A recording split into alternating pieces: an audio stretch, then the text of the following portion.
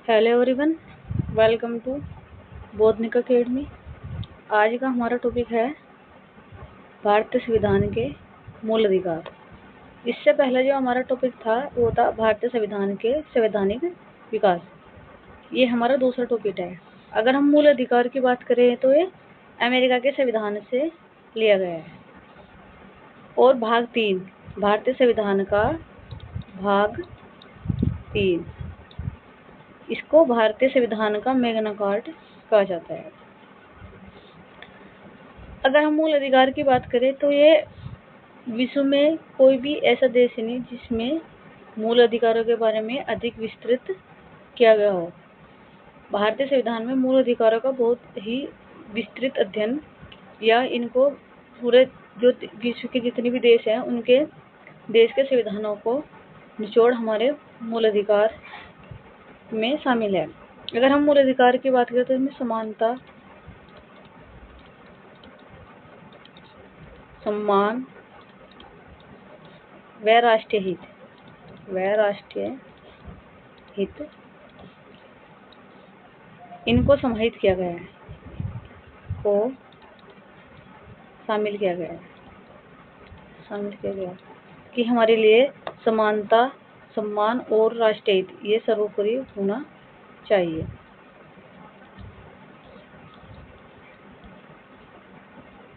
अब है मूल अधिकार, ऐतिहासिक तथ्य एवं परिवर्तन। यानी कि हमारे जो मूल अधिकार थे इनमें किस तरह के परिवर्तन हुए और इसके जो महत्वपूर्ण तथ्य थे कौन कौन से थे। मूल अधिकार मूल रूप से प्रदान किए गए अधिकार। भारत यानी कि जो मूल रूप से हमारे जो अधिकार थे में थे 7 मूल अधिकार थे, लेकिन संपत्ति का जो अधिकार था इसको हटा दिया गया था। संपत्ति के अधिकार को 44वें संशोधन द्वारा 1978 में से मूल अधिकारी की सूची में से हटा दिया गया था। वर्तमान में कुल 6 हमारे मूल अधिकार हैं। वर्तमान स्थिति की बात करें तो इसमें संविधान के भाग 12 में आर्टिकल 301 के तहत केवल एक कानूनी अधिकार बनाया गया है, किसे? संपत्ति का अधिकार। जो संपत्ति का अधिकार है वर्तमान में सिर्फ ये क्या है, कानूनी अधिकार इसको बनाया गया है।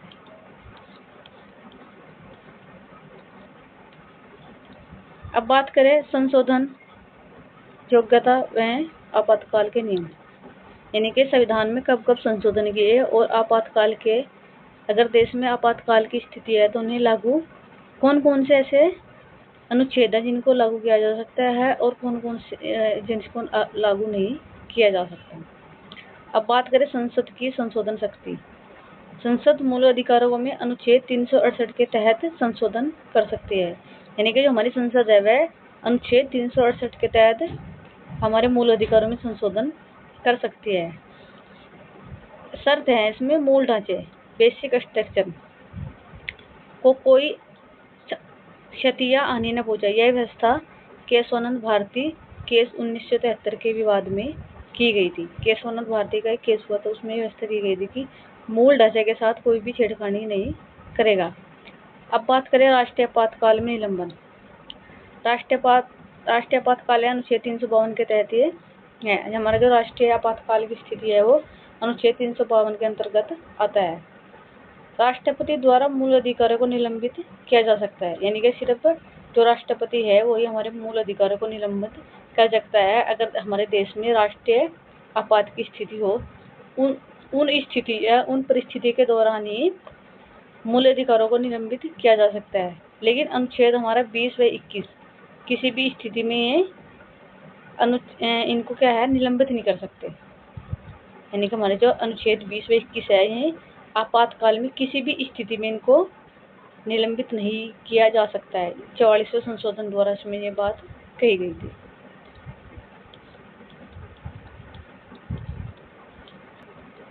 अब इसमें नागरिकों एवं विदेशियों को प्राप्त अधिकार।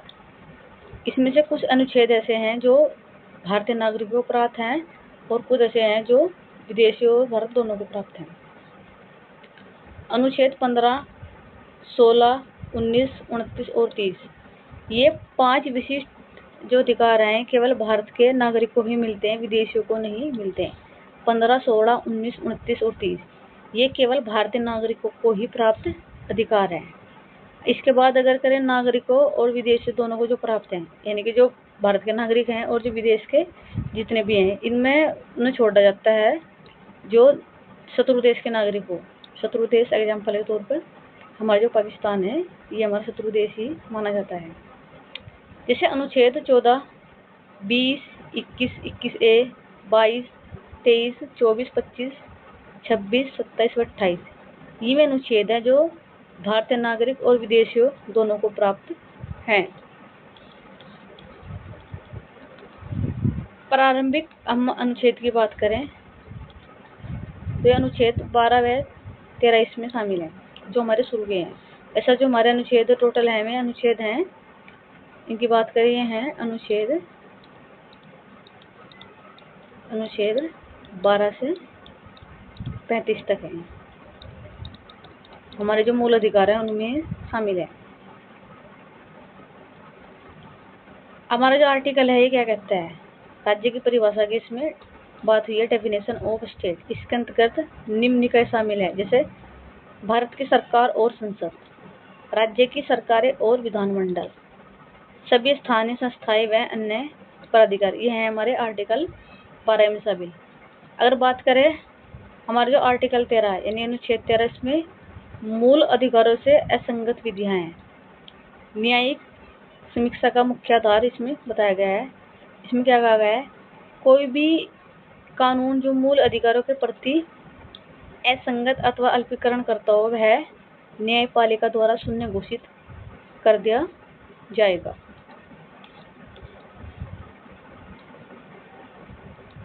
अब हमारा पहला मूल अधिकार समानता का मूल अधिकार, ये हमारा पहला मूल अधिकार है। इसमें है अनुच्छेद 14 से लेके 18 तक, यानी कि समानता के अधिकार में अनुच्छेद 14 से लेकर 18 तक इसमें समानता के अधिकार के अंतर्गत आते हैं।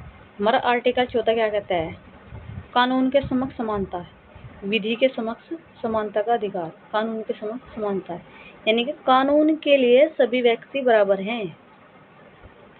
कानून के लिए सभी व्यक्ति बराबर है, इसमें कोई भी कानूनी जो कार्रवाई होगी सबके लिए बराबर होगी, चाहे वह देश का राष्ट्रपति या हो एक चपरासी का, तो उनके लिए क्या है, कानून सबके लिए समान है। हमारा आर्टिकल 15 क्या कहता है, धर्म, नस्ल, जाति अथवा लिंग या जन्म स्थान के आधार पर भेदभाव का निषेध है। आप किसी के भी साथ, वो किस धर्म का है, किस जाति का है, यानी कि या स्त्री पुरुष या थर्ड जेंडर कोई भी हो, आप उसके साथ भेदभाव नहीं कर सकते। आर्टिकल 16 हमारा कहता है लोक नियोजन के मामले में अवसर की समानता। लोक नियोजन के जितने भी कार्य में है उनमें सबको समान अवसर मिलना चाहिए। आर्टिकल 17 असपरसता, छूआछूत का उल्लंघन दंडनीय अपराध, इसको दंडनीय अपराध घोषित किया गया है, यानी कि आप किसी के साथ छूआछूत या भेदभाव नहीं कर सकते, चाहे वो निम्न जाति का हो चाहे वो उच्च जाति का हो। आर्टिकल 18 इसमें है उपाधियों का अंत, सेना और शिक्षा सम्मान को छोड़कर आप किसी और चीज की उपाधि नहीं ले सकते। हमारा अगला अधिकार है स्वतंत्रता का अधिकार, यह है स्वतंत्रता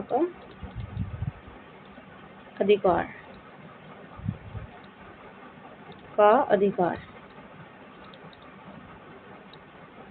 इसमें जो हमारे आर्टिकल है में है अनुच्छेद 19 से 22 तक। इसमें जो हमारा अनुच्छेद 19 है उसकी अपनी 6 स्वतंत्रताएं हैं। अनुच्छेद 19 की 6 स्वतंत्रताएं हैं।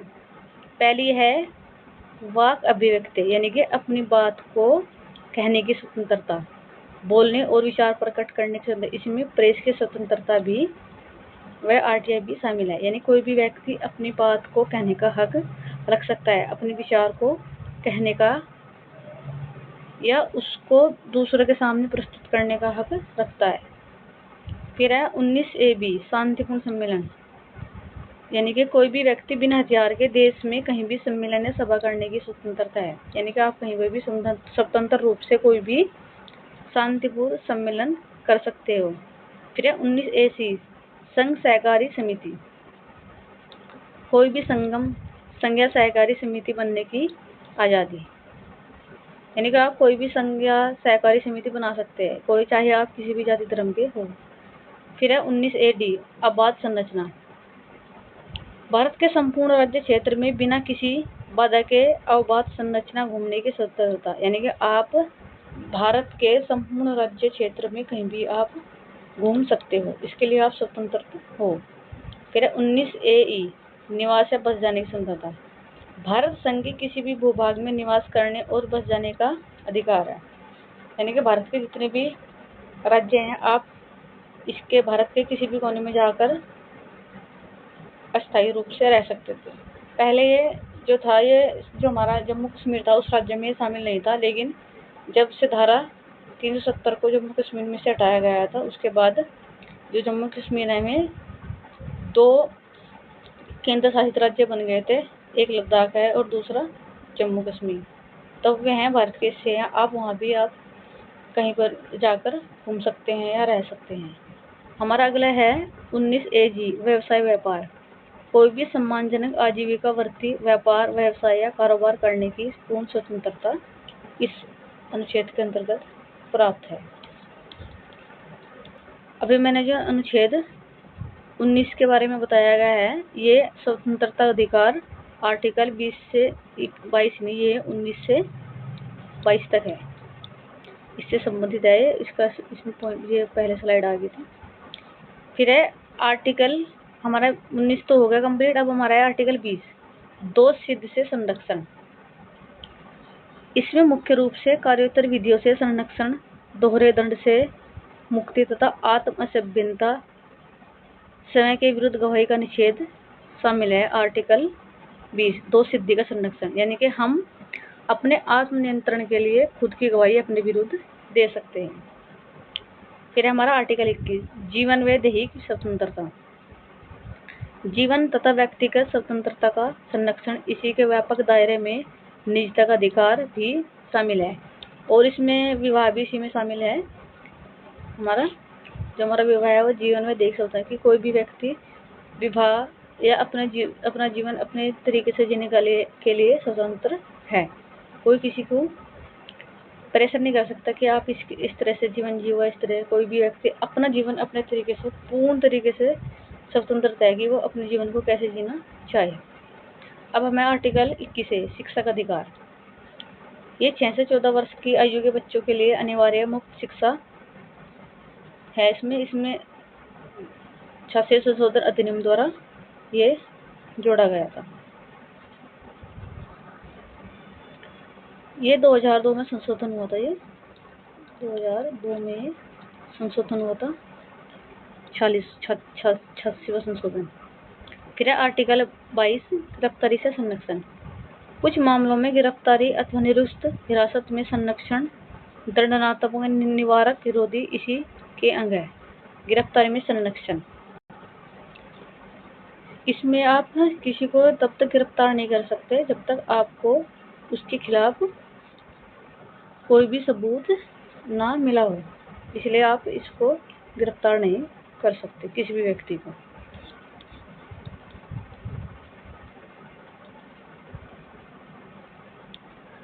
हमारा अगला अधिकार है शोषण के विरुद्ध एवं धार्मिक स्वतंत्रता का अधिकार। शोषण के विरुद्ध ये एक हो गया, और यह है धार्मिक स्वतंत्रता का अधिकार। शोषण के विरुद्ध अधिकार, ये इसमें जो शामिल है वह अनुच्छेद 23 व 24 इसमें शामिल है। इसमें जो आर्टिकल 23 है, इसमें मानव व्यापार तथा बलात्श्रम से संरक्षण व बच्चों की तस्करी पर रोक। बलात्श्रम का मतलब होता है महिला पुरुष व बच्चों की बिक्री पर रोक,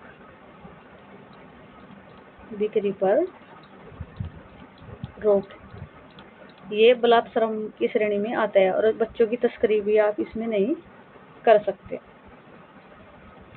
इसके बाद है आर्टिकल 24, कारखानों आदि में बच्चों के नियोजन पर पूर्ण निषेध, यानी कि बाल श्रम पर रोक। यानी कि आप किसी भी फैक्ट्री, खान या कोई भी ऐसी गतिविधियां हो निर्माण में, उसमें 14 वर्ष से कम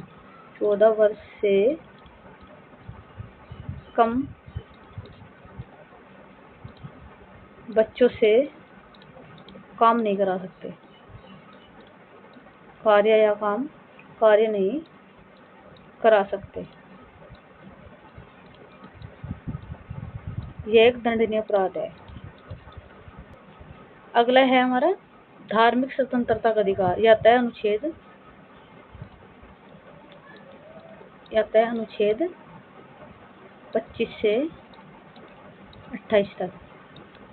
इसमें हमारा जो आर्टिकल है 25 से क्या कहता है, धर्म को अबाध रूप से मानने, आचरण और प्रचार की स्वतंत्रता है। कोई भी धर्म हो, वो आप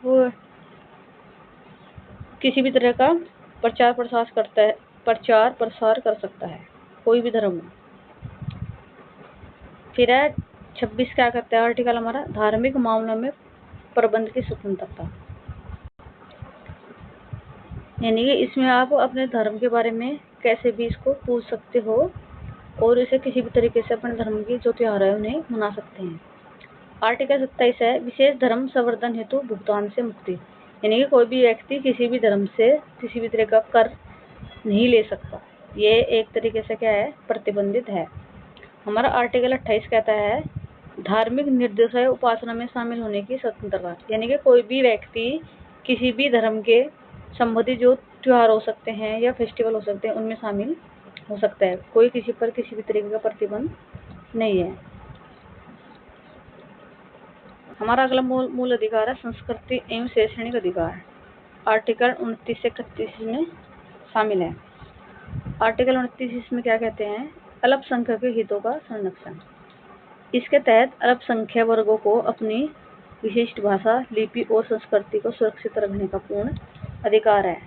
यानी कि इसके अंतर्गत आप अल्पसंख्यक में किसी भी व्यक्ति को किसी भी संस्था में प्रवेश करने से वंचित नहीं कर सकते। धर्म जाति के आधार पर आप ये नहीं कर सकते कि हम इसको अपनी संस्था में यहाँ पर इसको हम प्रवेश नहीं देते, चाहे उसकी भाषा, लिपि, संस्कृति कैसी भी हो, आप उसको मना नहीं कर सकते। आर्टिकल 30 क्या है, शैक्षणिक संस्थान खोलने का अधिकार। अल्पसंख्यक वर्ग को अपनी पसंद की शैक्षणिक संस्था स्थापित करने और उन्हें सुचारू रूप से संचालित करने का अधिकार है। यानी कि जो अल्पसंख्यक हैं वे अपनी संस्थाएं खोल सकते हैं, कोई भी उनको मना नहीं कर सकता खोलने के लिए।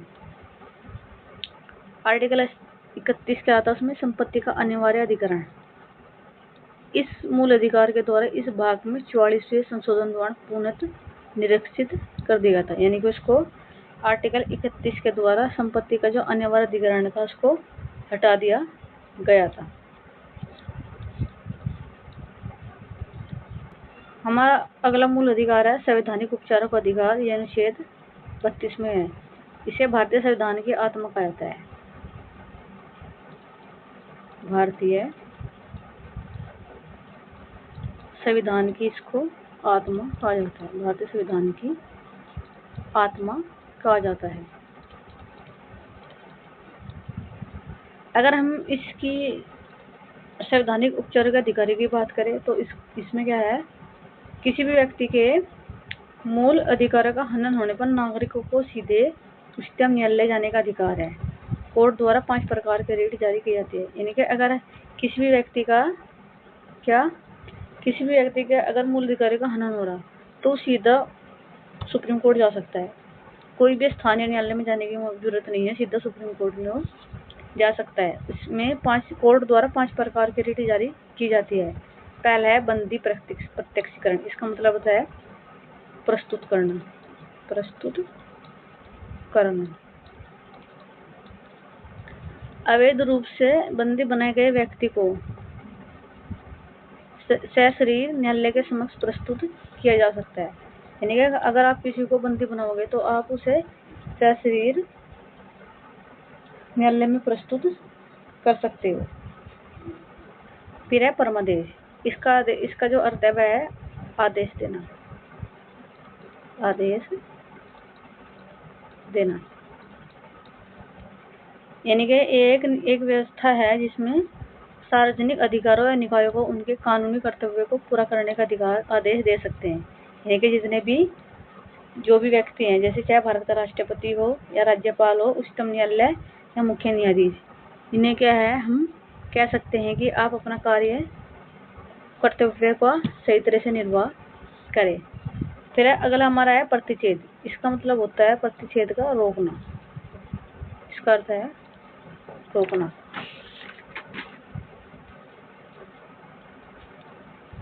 इसमें क्या है, वरिष्ठ न्यायालय द्वारा अधीनस्थ न्यायालय को अपने अधिकार क्षेत्र से बाहर जाने से रोकना। यानी कि हम इसमें क्या कर सकते हैं,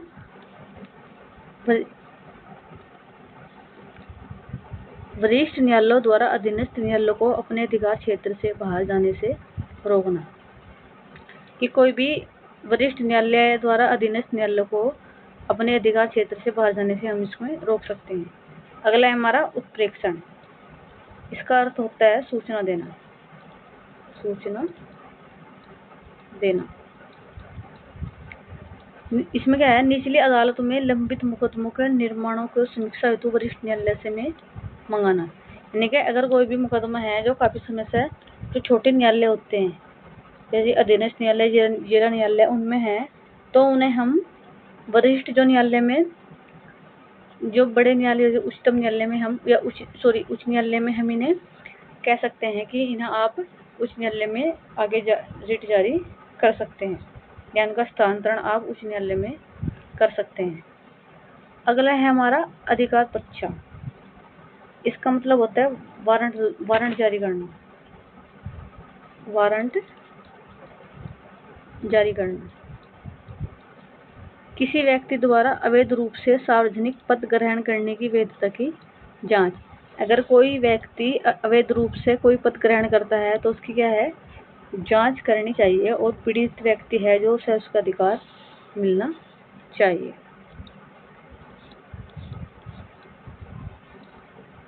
अब इसमें कुछ कानून की सुरक्षा से संबंधित है, इसमें जो हमारा आर्टिकल 31A से 31D तक है। अब हमारा जो आर्टिकल 31A क्या कहता है, संपदाओं के अधिग्रहण की सूचना। इसमें क्या है, संपदाओं के अधिग्रहण को बनाने के लिए कानूनों को मूल अधिकारों के उल्लंघन के आधार पर चुनौती से विशेष सुरक्षा प्रदान की गई है। यानी में संपदाओं आदि के अधिग्रहण को बनाने के लिए कानून को मूल अधिकारों के उल्लंघन के आधार पर चुनौती से विशेष सुरक्षा प्रदान की गई है। यानी कि आप इसमें उल्लंघन नहीं कर सकते किसी भी चीज का। फिर है आर्टिकल 29B, 9वीं अनुसूची को संरक्षण देना। जो हमारी 12 अनुसूची है, उनमें से जो 9वीं अनुसूची है, उन्हें क्या है, संरक्षण प्रदान करना। कुछ अधिनियमों व विनियमों की वैधता की सुरक्षा। इसके तहत 9वीं अनुसूची में शामिल कानूनों को न्यायिक समीक्षा से सुरक्षित मिलती है। यानी कि जो न्यायिक समीक्षा है उससे उन्हें क्या मिलती है, सुरक्षा मिलती है। फिर इसमें आर्टिकल 31C, नीति निर्देश सिद्धांतों को प्राथमिकता। कुछ नीति निर्देशक सिद्धांत जैसे अनुच्छेद 39B और 39C को प्रभावी करने वाले कानून को अनुच्छेद 14 व 19 पर प्राथमिकता की विशेष सुरक्षा है। इसमें है कि कुछ अनुच्छेद हैं जो नीति निर्देशक सिद्धांत है, उनमें सुरक्षा प्रदान करना। फिर है आर्टिकल 29D, राष्ट्रीय विरोधी गतिविधियों की सुरक्षा। यह राष्ट्रीय विरोधी गतिविधियों से संबंधित कानूनों की सुरक्षा को प्रावधान के बाद संविधान से निरीक्षित कर दिया गया है। यह है अनुच्छेद 31D में। अब है भाग 3 के अंतिम अनुच्छेद। यह है आर्टिकल 32A से 35 तक। इसमें जो आर्टिकल 32A, इसमें राज्य कानून की संवैधानिक वैधता, इसे पूरी तरह से निरीक्षित किया जा सकता है कि राज्य कानूनों की संवैधानिक वैधता को हम पूरी तरह से निर्देशित कर सकते हैं, निरस्त कर सकते हैं। फिर इसमें आर्टिकल 33 क्या कहता है, इसमें सशस्त्र बलों, खुफिया ब्यूरो और पुलिस बलों के मूल अधिकारों को संशोधित या प्रतिबंध करने की संसद की शक्ति है। यानी कि आप चाहे सशस्त्र बल हो, खुफिया ब्यूरो हो या पुलिस बल, इनके मूल अधिकारों को संशोधित या प्रतिबंध करने की शक्ति संसद, हमारी जो संसद है उसके पास है। आर्टिकल 34 क्या कहता है? किसी क्षेत्र में सैन्य शासन लागू होने की स्थिति में इस भाग द्वारा प्रदत्त अधिकारों पर प्रतिबंध है। यानी कि अगर देश के किसी भी क्षेत्र में या राज्य में सैन्य शासन, यानी कि अगर वहाँ पर सैन्य शासन लागू हो जाए, सैन्य शासन का मतलब दो सेना का ही शासन होता है वहाँ पर, तो है वहाँ जो भी अधिकार हैं उस क्षेत्र में क्या है, हटा दिए जाते हैं तत्काल, 20 और 21 को छोड़कर। आर्टिकल 35 क्या कहता है? मूल अधिकारों को प्रभावी बनाने के लिए कानून बनाने की शक्ति केवल देश की संसद को ही प्राप्त है। यानी कि मूल अधिकारों को प्रभावी बनाने की कानून शक्ति केवल देश की संसद के ही पास है। अब है हमारा भाग 3 के बाहर के अधिकार, यानी कि जो भाग 3 से बाहर हैं, इसमें संवैधानिक व विधिक दो तरह के इसमें क्या है अधिकार हैं जो भाग 3 से बाहर के हैं। पहला है इसमें कर अधिरोपण संबंधी नियम। यह विधि के प्राधिकार के बिना किसी को कर अधिरोपित या संग्रहित नहीं किया जाना। यह नियम संविधान के भाग 12A में आर्टिकल 256 के तहत आता है। यानी कि किसी को भी आप जबरदस्ती नहीं कर सकते आप इन पर कि आप उसको कर दो, या संग्रहित नहीं कर सकते आप, किसी के भी साथ आप जबरदस्ती नहीं कर सकते। फिर है संपत्ति का अधिकार। विधि के प्राधिकार के बिना किसी भी व्यक्ति को उसकी संपत्ति से वंचित नहीं किया जाएगा। वर्तमान में भाग 12 में आर्टिकल 301 के तहत ये अंतर्गत है कि संपत्ति का अधिकार है वो एक सिर्फ कानूनी अधिकार है। फिर व्यापार की स्वतंत्रता। भारत के राज्य क्षेत्र में सर्वत्र व्यापार, वाणिज्य और समागम आबाद होगा। यह स्वतंत्रता संविधान के भाग 13 में आर्टिकल 301 के तहत रूप में वर्णित है। फिर वयस्क मताधिकार। लोकसभा और राज्यसभा विधानसभाओं के लिए निर्वाचित वयस्क मताधिकार के आधार पर होंगे। वोट डालने का अधिकार भाग 15 में आर्टिकल 325 के तहत आता है। यानी कि भाग 15 में आर्टिकल 326 के तहत है कि प्रत्येक देश के प्रत्येक नागरिक को वोट डालने का अधिकार है। हमने इस वीडियो में भारत के जो मूल अधिकार है उन्हें कंप्लीट किया है, पॉइंट टू पॉइंट बताने की कोशिश की है। और हमारा टेलीग्राम चैनल है बोटनिक एकेडमी, उसका जो आपको इसकी जो PDF है वो चैनल के डिस्क्रिप्शन में मिल जाएगी। हमने इसके बोटनिक एकेडमी के नाम से क्या है इसका टेलीग्राम चैनल है, वहाँ पे इसकी अब तक भी हमने जो वीडियो बनाई है उसमें भी अपने जो PDF है में टेलीग्राम चैनल में डाल रखी है। अगर आपको ये वीडियो अच्छी लगे तो वीडियो को लाइक और कमेंट करें। थैंक यू, धन्यवाद।